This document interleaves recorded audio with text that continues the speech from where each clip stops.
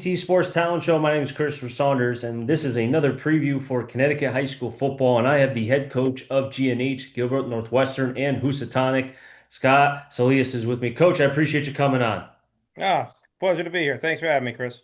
Coach, I've had you on a couple times during the preview show for the NVL, and I've said this before in tweets and such. The fact that you guys are a part of the Valley is awesome because of what you bring to the table. It's another competitive team, but also just kind of like, I say this in broadcast when we see scores because we haven't had the ability radio-wise to do your games yet. Hopefully this year can be that chance.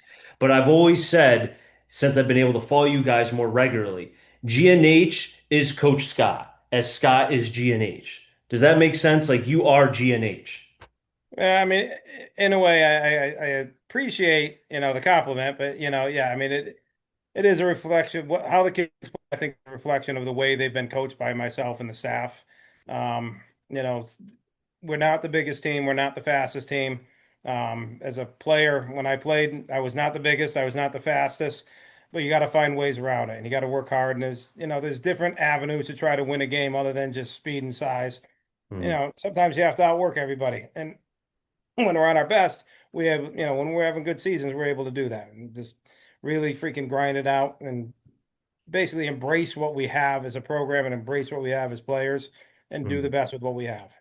It's funny that you mentioned that, coach, because I've said this to when talking about teams that kind of, go all into what they are, right? Like if you don't have a lot of speed, don't be a spread offense, right? There's been years with Anderson where, okay, the quarterback's not a great passer, except for the likes of like Jet Hall, for example, who could do it all. That kid was a once in a generation talent. But he buys into, okay, if I've got three running backs and I've got a huge offensive line, I'm just going to run the wing T and just run you to death, right? And I think with what your makeup is as a program, from what I've seen over the last couple of years, you go all into what you are. You got the hogs, you got the big boys. You're just going to pound it and just run it, and then wear teams down by the third quarter, and they're like, "I'm tired of getting hit every time." I mean, it's right with it. I mean, it's the philosophy of football. I mean, we're not a very huge roster team, so we don't have, the ability to just like, I mean, to run a spread pass game, you have to be committed to it. You have to have time during the summer. You have to get your timing down. Your roots have to be down. We just don't have that type of players. We got a lot of multi-sport athletes, kids that are playing baseball during the summer, kids that are playing basketball during the summer. So we don't have a lot of time. So we try to emphasize strong defense, try to try to at least limit the amount of times the other team's on the field, Mhm. run the ball, all right, keep our kids fresh, keep the clock moving, all right, try to get the first down after first down, and it kind of all goes hand in hand. Play great. We probably spend 75% of our time during a practice week on defense. And then the offense hopefully takes care of itself. I mean, we run, I mean, if anybody's ever seen us, we a lot of times are running out of the eye, but it's basically almost like a wing T type of offense. We just run out of the eye formation. And I mean, probably the team that we're most similar to was Ansonia. So when I looked at Ansonia's offense, looked at our offense, I'm like, when they're in the eye formation, we're basically looking at a clone of ourselves, except for we don't have 300-pound offensive linemen and, running backs that are the size of the ones that they have. But it's kind of a clone of that. So we want to control the ball as best we can. And those are our best seasons when we can do that. We can establish drives. We had a lot of two-way players, so we don't want to, we don't want three and outs. We don't want to have to freaking, throw an incompletion. All right, three plays later, get right back on defense again. I mean, defense is tiring to play, so we want to try to stay as much as we can on the offense. Do you feel like because you've been a part of the program now for some time, right? Now, how long has it been now you've been with the program? This will be my 18th year as head coach, 20th year overall. So would you say because of the 18th years as head coach, 20 years overall, that not just the community, but the kids, obviously, like I'm sure you've coached some brothers, some cousins, some twins, or whatever, just relations, right, over the course Yeah. of years. So do you feel like because of that, not to say that obviously when the kids come to whichever high school they're going to, that will be coming to you, obviously they're not finished products, but they know, okay, Coach Scott, I know what he expects of me, so you don't have to worry about that aspect per se. Does that make sense? No, I mean the kids know when they come, they got to have to work a little bit harder. They got to come through, and you're going to work harder than you might in other sports. So they know that coming through our program and all that. We try to You can't really be as grueling as you used to be in August, but we still try to make it a little bit grueling on them just to try to get them conditioned mentally. I mean, if anything else, it's a mental game that we got to be out there and we got to try to be tougher than a lot of these other kids. Just because, again, we lack size. I mean, our average offensive line only always weighs 200 pounds. I mean, that's our offensive line. That's the way it's been for years. Mhm. We got to work a little bit harder and a little bit stronger. We got to be a little bit stronger. So they know that coming in. I think a lot of the kids, we have interaction with the youth program. So a lot of these kids that we do a youth clinic at, have been doing a youth clinic in the past. So they know our drills, they know what's coming in, they know how we coach. So it makes for a good transition. Throughout the time, coach, that you have been the head coach at GNH, what is something that you've either learned throughout the years or have evolved where in the beginning you were like, yeah, I don't know about this, but now you're like, oh, well, I wish I did this sooner because this actually makes sense. Uh, we really haven't changed that much. Mm, We've changed our practice. I mean, again, the old school days, we used to be on a practice field a lot longer. And it would be like, in my mindset was if it wasn't perfect, we were going to keep doing it again until everybody knew everything. mm, And I think, the 3+ hour practices during the season that we needed to get everything done because I mean we got to try to fit in. Every one of our kids plays everything, whether you're on JV or varsity. Everybody's a special teams player. Everybody has an offensive position. Everybody has a defensive position. So try to getting all that in a game plan. And I think that one thing we learned was probably after about 2 hours, the kids are starting to check out. So we try to shorten the practices up a little bit. And what kind of hit was Housy because now we have Housy in. We have our program's a little bit different than a lot of the other NVL schools. We got kids coming, from an hour away to get to practice. So I don't want to end practice so late that these kids then they got to drive an hour home, then they got to do homework, then they got to eat. So with the addition of Who's, he kind of cut it off our time frame. If we're going to end practice at 6:15 every night, no matter what, whether we're done or not done, we're going to end practice here. We're going mhm, to get everything that we need to get in that time frame. Whereas before, if I was a little bit late at practice, and parents would always love that. And we were going to be a little bit late because we needed to get in everything that I wanted to get in for the day. But now I've kind of managed the time a little bit better, I think. And mm, that helped with Who's coming in and knowing that, these kids got a long day. I mean, some of them live in Kent and they got to drive to Housatonic in the morning. Then they catch a bus from Housatonic to Gilbert, practice there, get out of practice, catch another bus or a ride home back to Kent or Sharon. That's a mm, long day for those kids, and I give them credit because out of all the kids, those are the ones that are the most dedicated to football. Because if you're willing to spend that much time in mm, a car getting to, getting back, we give them a lot. I give those kids a lot of credit, and not to mention even our Northwestern kids. We got kids from Heartland that coming down to play with us. I mean, we got kids that live literally about 5 miles from Granby High School, and they're coming down to play with us because they're from Heartland, and Heartland can go anywhere they want. So Heartland has a choice of going to Northwestern, Gilbert, Simsbury, Canton, Granby High School. So we got literally our kids on our team literally live an hour and a half away from each other. So if I take my farthest kid up in Heartland, another kid down in Sharon, from to get to each other's house is at least an hour and a half, if not more. how do you balance all that as a coach? How? So that's the trick bag. Like even during the summer, and don't get me wrong, I would love our program. I never would want to change where I am. I mean, I love the aspect of it, and it's really like a family atmosphere for our thing. I just sometimes I'm jealous of like the Torringtons or the Ansonias or the Watertowns when all the kids are living within 5, 10, 15 minutes of the school. But Mhm, like even during the summer, because of the travel and because a lot of the underclassmen obviously don't drive, we don't have a whole lot of kids that can walk there. You have parent schedules to deal with, you have basketball, you have work schedules to deal with, you have baseball schedules. mhm, So like we'll do 2 lifts a day. So like most other schools will have like one lifting time during the week. So every time we have a lifting, we do a morning session, 7 to 9 a.m., and then we do an evening session, 5 to 7 p.m. So we never really get the whole team together. But in order to give the kids an opportunity to work out, condition, mhm, be with the team, we actually got to split it up. And that's a sacrifice, the coaches make for the program, not only myself, but the other coaches. Those are the things that I've figured out that we have to do. If I only had it in the morning, I'm going to exclude 20 kids from being able to work out. If I only had it in the evening, I'm going to exclude another 20 kids from being able to work out. So to try to make our program successful, I try to give the kids the opportunity to participate, to be there. And we got decent attendance so far, this summer and every year we'll get, at least half to 3/4 of the team there. mhm. And it's taxing, especially now that now the CIC has added practices. And so now we do that on a Monday night. we try to make that available. We do 7-on-7s. I don't want to make summer football a job for these kids, especially the time that they have to travel there. So those are the kind of the balances that we have to do with our program that maybe some of the other ones in the NVL don't have to deal with.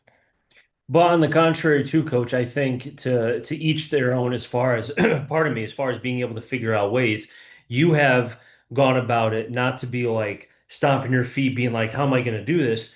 Over the years, you have probably had trial and errors, or okay, this worked, so I'm going to do it again, Yeah. or this was maybe not so great, so I'm going to retool it for next year. And I think it adds to the, pardon me, the tenure that you've had with the program because now not only like we mentioned earlier about the kids knowing what to expect from you, but also too I think a willingness by yourself that you're able to be flexible and be able to work with the kids, right? And I think I would think, maybe I'm putting words in their own mouth and you could correct me if I'm wrong. I would think that they respond to that not just in the summer, but also during the season too. Oh yeah, and I think our players know how hard our coaches work for the team. I mean, we'll have, like I said, multiple sessions a day, and we'll have two or three coaches. Sometimes the same coach is there in the morning, is there in the night.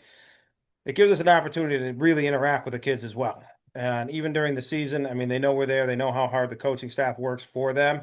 And I Mhm. think they respond well to it. I mean, there's a lot of moving parts with this co-op program that covers, if I think my math is right, covers 256 square miles. So with that said, and Ansonia is 5 square miles. So, but with that, we've had to adapt. Like last year, we tried having our summer practices in the morning. But then I Mhm. found out our attendance wasn't so good. We had mostly freshmen coming. A lot of the upperclassmen couldn't make it because they had jobs. So this year, we adapted. Now I told everybody in the beginning of the year, Monday night's going to be our practice night. And then we got 7-on-7s usually on Tuesday. So, you know, you got to adapt. I mean, there have been years past where I've had to run a morning lifting session where I was having like three kids come, and then 20 were coming at night. So at that point, it was like, all right, adapt. All right, we'll cancel the morning and we'll just do more at night. So every year is kind of a different team as well. So it kind of depends on the age of the team, how many kids drive. Mhm. That's a big factor to take into how are the rides, where are their parents coming from, just to try to get them involved, even during the season too, because you also know that there's other commitments they have during the school. Like whereas like if a kid has to stay after for Housatonic for extra help in school, he can't get there unless he has a parent that can drive him there. Whereas, another school, you might be able to do extra help and then just grab your helmet, shoulder pads, come out to the practice field. But it's a little bit different dealing with the co-ops, especially with the distances of the schools.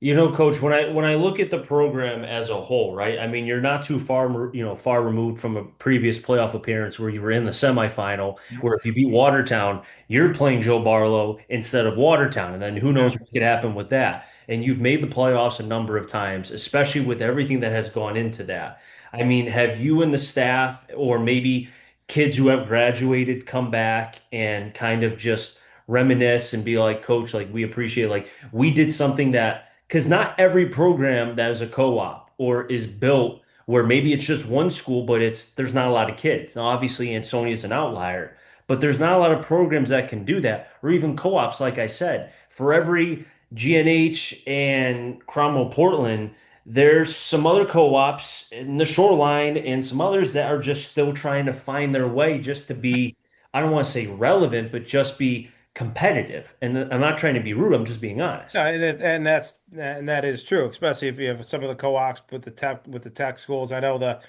Nanawag co-op last year's had some success, but then they got to the playoffs and the level of competition that they played during the season didn't help them, when it came to their playoff run.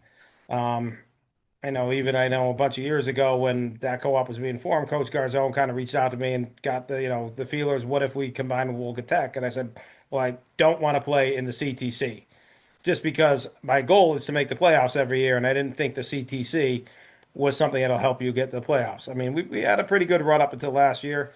3 years ago, um, we had to Killingly. I told the kids before their opening round game with Killingly, I'm like, this is the state championship game right here. I'm like, there's no other team in the playoffs that could beat either one of us. Whoever wins this game will go on to win the state championship. And Killingly, it was a close game for the first half. Then they kind of did what Killingly does, ate the clock, did some things, and then Yeah. Killingly goes on to win the state championship game. I know that had we beat Killingly that year, we probably would have been state champions.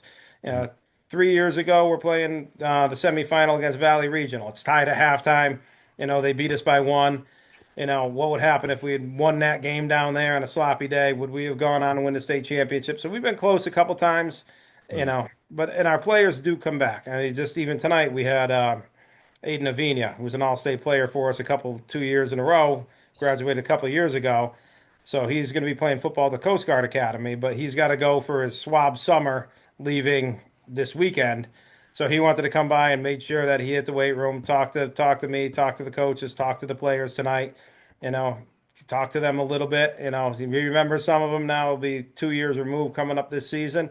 But just to see, and that's what we'll get a lot. We'll get like an Aiden dropping by tonight. It's priceless when he comes by, and mm. the kids see what he's doing. He's talking about when he played football for Navy Prep last year with all the Navy guys and Mm. what he got to do and what he got to experience. So having the old guys return is always a welcome.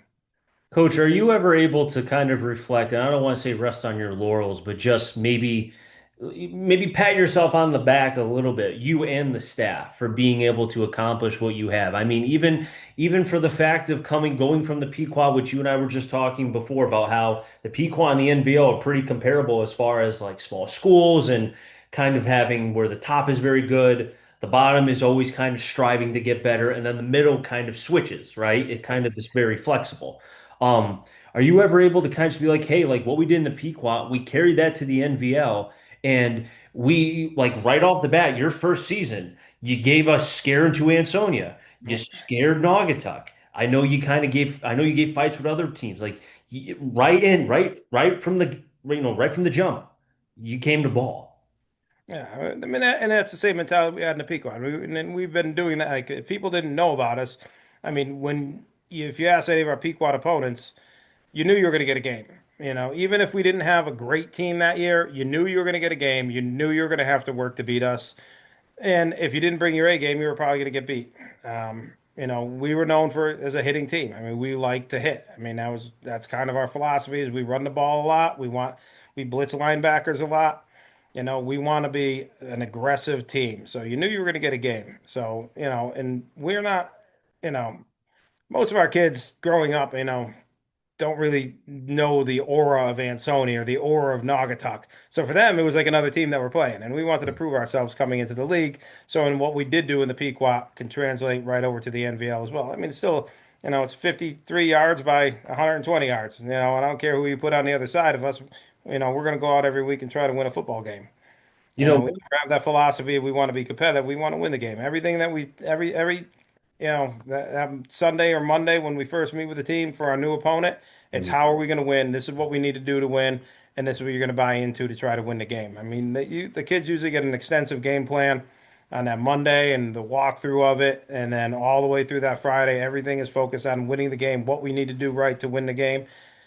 And usually, if we don't win the game, it's some mental mistake was made somewhere or something, or sometimes. And so you just get physically overpowered, and no matter what you did, there's nothing you could do about it because they are just mhm, bigger and badder than you. And they had a season last year I mean, that was a tough one last year. Their line was massive big. compared to our defensive line. So, and their running backs and quarterback. Yeah. But even then, I mean, we had a game plan to beat Ansonia last year, so that's what we do. Every game, I'm afraid of we're not afraid of anybody. We've never been afraid of anybody. Mhm. We might be that small school from up north with the crap field, and people look at our facilities and go, "You got to be kidding me! This is a high school football team."